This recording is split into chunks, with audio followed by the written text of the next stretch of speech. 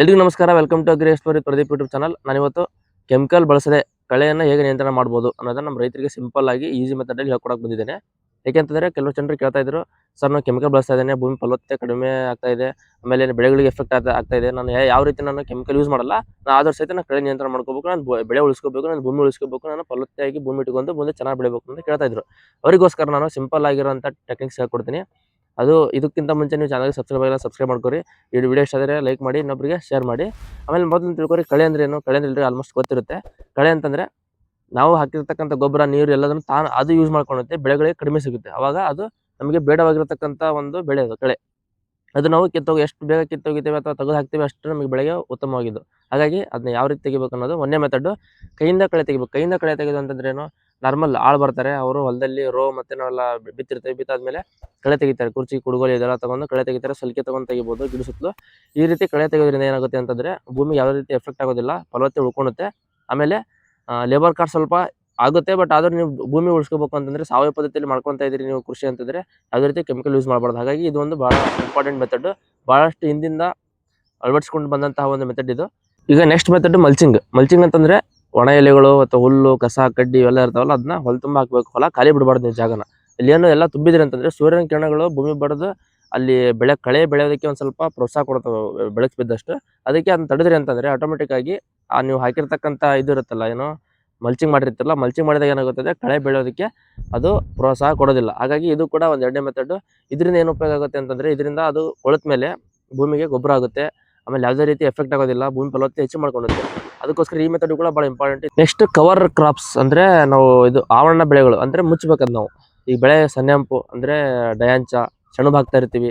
ಇದನ್ನೆಲ್ಲ ಹಾಕಿದಾಗ ಏನಾಗುತ್ತೆ ಅಂತಂದ್ರೆ ಅದು ಸ್ವಲ್ಪ ಮಟ್ಟದಲ್ಲಿ ಎತ್ತರ ಬೆಳೆದಾಗ ಕೆಳಗಿನ ಮಟ್ಟ ಎಲ್ಲ ಪೂರ್ತಿ ಕವರ್ ಆಗ್ಬಿಡುತ್ತೆ. ಮೇಲಿಂದ ಒಟ್ಟೆ ಬಿಸಿಲು ಬಿಟ್ಕೊಡಲ್ಲ, ಏನು ಬಿಟ್ಕೊಡಲ್ಲ. ಈಗಾದಾಗ ಏನಾಗುತ್ತೆ, ಇದು ಭೂಮಿಗೆ ಫಲವತ್ತತೆ ಹೆಚ್ಚಾಗುತ್ತೆ, ನೈಟ್ರೋಜನ್ ಫಿಕ್ಸೇಷನ್ ಕೂಡ ಜಾಸ್ತಿ ಆಗ್ತಾ ಇರುತ್ತೆ. ಆಮೇಲೆ ಕಳೆ ಬೆಳೆಯೋದಿಲ್ಲ. ಇದು ಕೂಡ ಒಂದು ಭಾಳ ಇಂಪಾರ್ಟೆಂಟ್ ಮೆಥಡ್. ಇದನ್ನು ಕೂಡ ನೀವು ಉಪಯೋಗಿಸ್ಬೋದು. ಇದು ಕೂಡ ಭಾಳ ಇಂಪಾರ್ಟೆಂಟ್. ನೆಕ್ಸ್ಟ್ ಅಂತರ ಬೆಳೆ, ಅಂತರ ಬೇಸಾಯ ಮಾಡೋದು ಅಂತಂದ್ರೆ ನಾವು ಒಂದೇ ಕ್ರಾಪ್ ಹಾಕಿ ಬಿಟ್ವಿ ಅಂತಂದ್ರೆ ಅಲ್ಲಿ ಕಳೆ ಬೆಳೆಯೋ ಚಾನ್ಸಸ್ ಜಾಸ್ತಿ ಇರುತ್ತೆ. ಯಾಕೆ ಅಂತಂದ್ರೆ ಅಲ್ಲಿ ಪೋಷಕಾಂಶಗಳ ಹೊಡೆದಾಟ ಜಾಸ್ತಿ ಆಗುತ್ತೆ. ಯಾಕೆ ಅಂತಂದ್ರೆ ಒಂದು ಗಿಡ ದೂರ ಜಾಸ್ತಿ ಅಂತರ ಇರುತ್ತೆ. ಹಾಗಾಗಿ ಬೇಗ ಕಳೆ ಬೆಳ್ಕೊಂಡು ಕಳೆಗಳು ಕೂಡ ಅದರ ಪೋಷಕಾಂಶಗಳನ್ನ ಹೊಡೆದಾಡ್ಕೊಂಡು ತಿಂದು ಖಾಲಿ ಮಾಡಿಬಿಡ್ತಾವೆ. ಅಂದರೆ ಬೆಳೆಗಳಿಗೆ ಜಾಸ್ತಿ ಲಭ್ಯ ಆಗೋದಿಲ್ಲ. ಅದಕ್ಕೆ ನೀವೇನು ಮಾಡಬೇಕು ಅಂತಂದರೆ ಇಂಟರ್ ಕ್ರಾಪ್ಸ್. ಈಗ ತೊಗರಿ ಹಾಕಿರ್ತಾರೆ, ತೊಗರಿ ಒಂದು ಲೈನ್ ಒಂದು ಒಂದು ಎಕರೆದಾಗ ತೊಗರಿ ಒಂದು ಲೈನು, ಅದಕ್ಕಿಂತ ಒಂದು ಜಾಗ ಬಿಟ್ಟು ಇನ್ನೊಂದು ತೊಗರಿ ಲೈನ್ ಹಾಕಿರ್ತಾರೆ. ರೋದಲ್ಲಿ ಸೆಂಟ್ರ್ ಜಾಗ ಖಾಲಿ ಉಳಿಯುತ್ತಲ್ಲ, ಇಷ್ಟು ಬೀದಿ ಟೈಪ್ ಇರ್ತಾರೆ, ಅಲ್ಲಿ ನೀವು ಜೋಳ ಹಾಕಬೇಕು ಅಥವಾ ಮೆಕ್ಕೆಜೋಳ ಇದೆ. ಇದನ್ನ ಹಾಕೊಂತ ಬಂದ್ರಿ, ಈ ಥರ ನೀವು ಮೆಥಡ್ ಯೂಸ್ ಮಾಡ್ಕೊಂಡ್ರಿ. ಅಥವಾ ನೀವು ಅಡಿಕೆ ಹಾಕಿರ್ತಾರೆ, ಅದರಲ್ಲಿ ಸೆಂಟ್ರಿಗೆ ಗ್ರೀನ್ ಗ್ರಾಮ್ ಅಂತಂದರೆ ಹೆಸರು ಕಾಳು ಇರ್ತಾವಲ್ಲ, ಅದನ್ನ ಬೆಳೆದ್ರೆ ಅಲ್ಲಿ ವಾತಾವರಣದಲ್ಲಿ ಅದು ನೈಟ್ರೋಜನ್ ಫಿಕ್ಸೇಷನ್ ಮಾಡುತ್ತೆ. ಯಾಕಂದ್ರೆ ದ್ವಿದಳ ಧಾನ್ಯಗಳು. ಆಮೇಲೆ ಅದು ಉಪಯೋಗ ಆಗುತ್ತೆ ಭೂಮಿಗೆ. ಇಷ್ಟಾದ್ಮೇಲೆ ಕಳೆ ಬೆಳೆಯೋಕ್ಕೂ ಕೂಡ ಅವಕಾಶ ಮಾಡಿಕೊಡೋದಿಲ್ಲ. ಇದು ಕೂಡ ಮಾಡಿದರೆ ಬಹಳ ಉತ್ತಮ ಅಂತ ಹೇಳ್ತೀನಿ. ನೆಕ್ಸ್ಟ್ ಮೆಥಡ್ ಏನಂತಂದ್ರೆ ಯಂತ್ರ ಬಳಸಬೇಕು. ಯಂತ್ರಗಳು ಅಂತಂದ್ರೆ ಸೈಕಲ್ ಬಿಡರ್ ಇರ್ತಾವೆ, ಅಥವಾ ನಮ್ದು ಟ್ರ್ಯಾಕ್ಟರಲ್ಲಿ ಇದು ಹುಲ್ಲು ಹೊಡಿತಲ್ಲ, ಅದು ಮಿಷನ್ ಇರುತ್ತೆ, ಅಥವಾ ಕೈಯಲ್ಲಿ ಹುಲ್ಲು ಹೊಡೆಯೋ ಮಿಷನ್ ಬಂದವು ಈಗ. ಆ ಥರ ಮೆಷಿನ್ಗಳು ತಗೊಂಡು ನೀವು ಹುಲ್ಲು ಅಥವಾ ಕಳೆನ ಕಟ್ ಮಾಡ್ಕೊತ ಬಂತಂದರೆ ಇದು ಏನು ಎಫೆಕ್ಟ್ ಆಗಲ್ಲ. ಇದು ಕಟ್ ಮಾಡಿ ಬಿದ್ದಂಥ ಹುಲ್ಲು ಮಣ್ಣಲ್ಲಿ ಸೇರ್ಕೊಳ್ಳುತ್ತೆ. ಅವಾಗ ಡಿಗ್ರೇಡೇಬಲ್ ಆದಾಗ ನಮ್ಮದು ಅದು ಏನೋ ಡಿಗ್ರೇಡೇಬಲ್ ಆಯಿತು ಅಂತಂದರೆ ನಮ್ಮ ಭೂಮಿಗೆ ಫಲವತ್ತತೆ ಕೂಡ ಹೆಚ್ಚು ಮಾಡುತ್ತೆ. ಹೀಗಾಗಿ ಇದು ಕೂಡ ಭಾಳ ಇಂಪಾರ್ಟೆಂಟು. ಯಾವುದೇ ಕಾರಣಕ್ಕೂ ಯಾವುದೇ ಥರದ್ದು ಎಫೆಕ್ಟ್ ಇಲ್ಲ ಇದಕ್ಕೆ. ನೆಕ್ಸ್ಟ್ ಮೆಥಡ್ ಸಾಯಿಲ್ ಸಾಲ್ಯುಲರೈಸೇಷನ್ ಅಂದರೆ ಮಣ್ಣಿನ ಸೂರ್ಯೀಕರಣ ಮಾಡೋದು.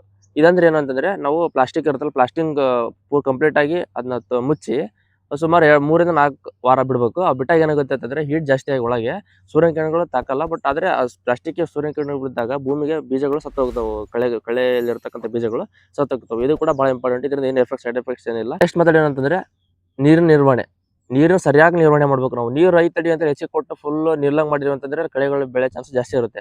ಅವಾಗ ಡ್ರಿಪ್ ಇರಿಗೇಷನ್ ಯೂಸ್ ಮಾಡ್ಬೇಕು ನೀವು. ಡ್ರಿಪ್ ಇರಿಗೇಷನ್ ಕಾಮನಾಗಿ ಯೂಸ್ ಮಾಡ್ಕೊತ ಬಂದ್ರಿ ಅಂತಂದರೆ ನಿಮ್ಮದು ಕಳೆ ಕೂಡ ಕಡಿಮೆ ಆಗುತ್ತೆ. ಆಮೇಲೆ ನೀರು ವೇಸ್ಟ್ ಆಗೋದು ಕಡಿಮೆ ಆಗುತ್ತೆ. ಆಮೇಲೆ ಇದು ಕಳೆ ಬೆಳೆಯೋದು ಕೂಡ ಕಡಿಮೆ ಆಗುತ್ತೆ. ಇದು ಕೂಡ ಭಾಳ ಇಂಪಾರ್ಟೆಂಟು, ಭಾಳ ನ್ಯಾಚುರಲ್ ಆದಂಥ ಮೆಥಡ್. ಕೊನೆಯದಾಗಿ ಹೇಳ್ತೀನಿ, ಕಳೆ ಚಿಕ್ಕದಿದೆ ಮತ್ತು ನೆಕ್ಸ್ಟ್ ಕಂಟ್ರೋಲ್ ಮಾಡೋಣ ಅಂತೇಳಿ ಬಿಡೋಕೋಬೇಡ್ರಿ. ಯಾಕೆ ಅಂತಂದರೆ ಅದು ಬೆಳೆದು ಬೀಜ ಆಗಿ ಬಿತ್ತಂದರೆ ಮತ್ತೆ ಬೀಜ ಭೂಮಿ ಬಿದ್ದಾಗ ಮತ್ತೆ ಅದರ ಪಾಪ್ಯುಲೇಷನ್ ಹೆಚ್ಚಾಗಿ ಜಾಸ್ತಿ ನಿಮಗೆ ತೊಂದರೆ ಕೊಡುತ್ತೆ. ಅದಕ್ಕೋಸ್ಕರ ಚಿಕ್ಕದಾಗಿದ್ದಾಗಲೇ ಅದನ್ನು ತೆಗೆದುಹಾಕೋ ಪ್ರಯತ್ನ ಮಾಡಿ. ಇದು ಯಾವ ರೀತಿ ತೆಗಿಬೋದು, ಕಳೆನಾಶಕ ಹೊಡೆದೆ ನಾನು ಅಂದರೆ ಕೆಮಿಕಲ್ ಪದ್ಧತಿಯಲ್ಲಿ ನಾನು ಕಳೆನಾಶಕ ಹೊಡೆದು ಕಂಟ್ರೋಲ್ ಮಾಡೋಕ್ಕಿಂತ ನಾನು ಸಾವಯವ ಪದ್ಧತಿ ಮಾಡ್ತಾಯಿದ್ದೀನಿ. ನಾನು ನಾರ್ಮಲಾಗಿ ಯೂಸ್ ಮಾಡ್ತೀನಿ. ನಾನು ಭೂಮಿ ಹಾಳು ಮಾಡೋಲ್ಲ ಅಂತ ಯಾರು ಇರ್ತಾರೆ ಅಂಥವ್ರಿಗೆ ಭಾಳ ಇಂಪಾರ್ಟೆಂಟ್ ವಿಡಿಯೋ ಇದು. ಅದಕ್ಕೋಸ್ಕರ ಈ ವಿಡಿಯೋ ಇಷ್ಟ ಆದರೆ ಲೈಕ್ ಮಾಡಿ, ಶೇರ್ ಮಾಡಿ, ಸಬ್ಸ್ಕ್ರೈಬ್ ಮಾಡಿ. ಇದಾಗಿತ್ತು ಇವತ್ತಿನ ವಿಡಿಯೋ ರೈತ ಬಂದವರೇ. ಇಷ್ಟೇ ನನ್ನ ಮಾತು ಮುಗಿಸ್ತೇನೆ. ನಮಸ್ಕಾರ.